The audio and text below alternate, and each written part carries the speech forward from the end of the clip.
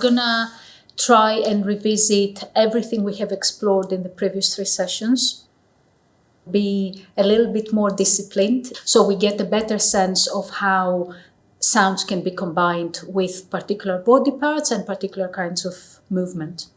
So sonification is this process of turning some kind of data into sound. So the data is being generated live by the dancers, and I've worked with various bits of data, most of which has been fairly fixed. This is a much more fluid project. It's a case of working out what sounds are going to work best with those movements and how that data is going to translate best into the sound materials.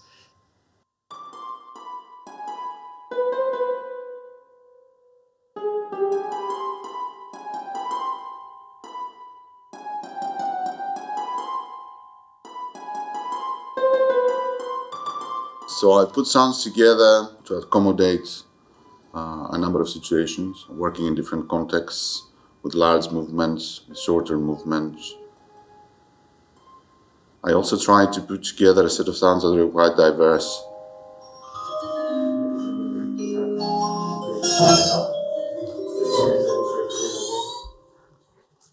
We're moving from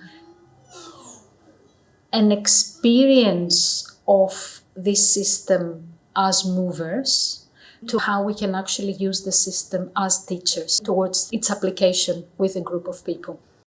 If you're looking at articulation, you want one of these kind of sounds.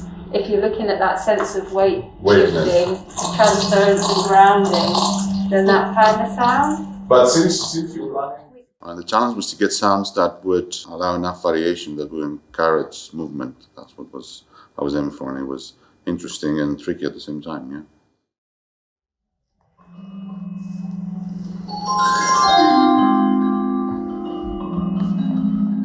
It's interesting seeing which ones need the mapping to be more sensitive, to explore the kind of nuances of the sound, and then which ones can be more general, a sort of texture rather than specific things within the sound. Movement sonification provides a really good partner.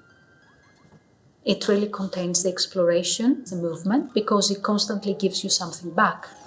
There is always a new sound you may find in the sample there, or if you do the movement differently. And I think this is great for generating material. There is a certain unpredictability with systems like this, which come from the architecture of the system. We're working with real people who are pretty unpredictable. And my sound. So I guess there is a lot more there if one is open to exploration.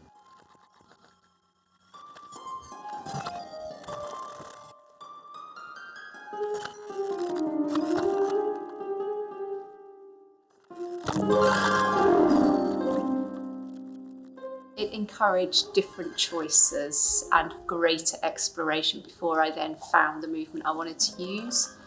So I think for people who often struggle to create their own sequences, it would be really interesting to see if this helps them, because the sounds can really inspire different ways of moving.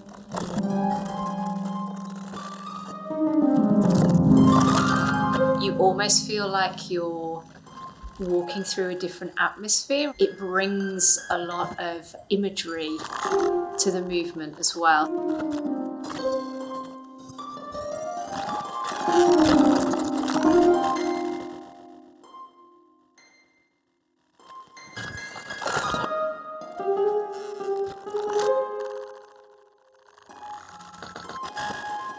The first part of the process was mostly around the technology, developing software for the sensors themselves, developing the communication between the sensors and the computer, and all of that was custom software for this project.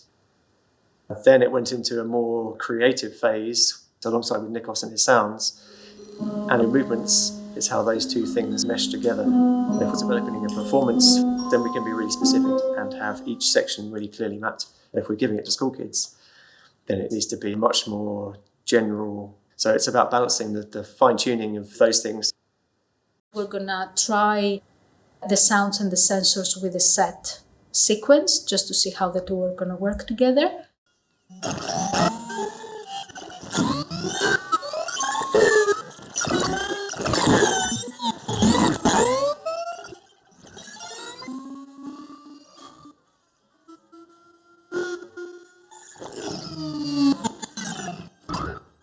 It's the case of playing with the different dynamic quality and the speed of the sequence and adapting it and developing it. The sensor on my arm created a lot of different sounds, but it was quite a different experience when I then placed the sensor around my middle. That made me concentrate on how my weight was shifting through the space.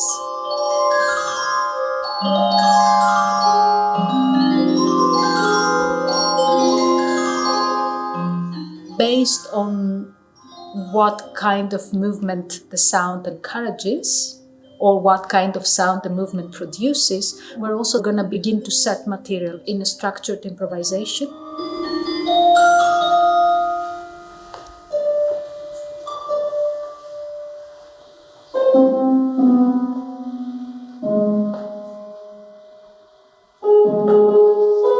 We're finding that we want the system to take the mover to a place of silence. So when the mover is not moving, there is this base point from which the mover or the teacher can begin. The next point is what I call home.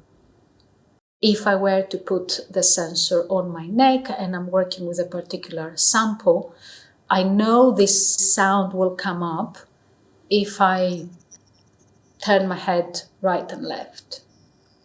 And that remains quite reliable and constant. And then beyond home is what you may call exploration. What other sounds are there in the sound sample I'm able to find if I start doing other movements with my head?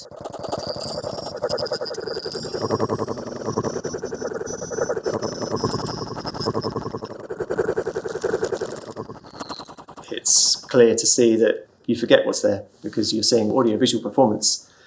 And when you can rise above all the technology and just appreciate those moments of performance, then it's really good.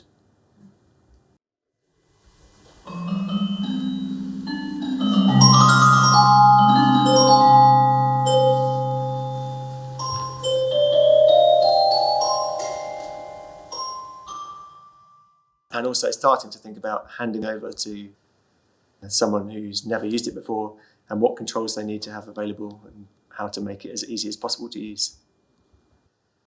The pedagogical principle of the system is that it involves the mover searching for those sounds by experimenting with their speed or their orientation in the space, or exploring a movement range that sits outside their habitual zone. I'm going to find something I didn't hear before by doing a new movement. And it's that kind of gratification the mover gets that makes the experience very rich.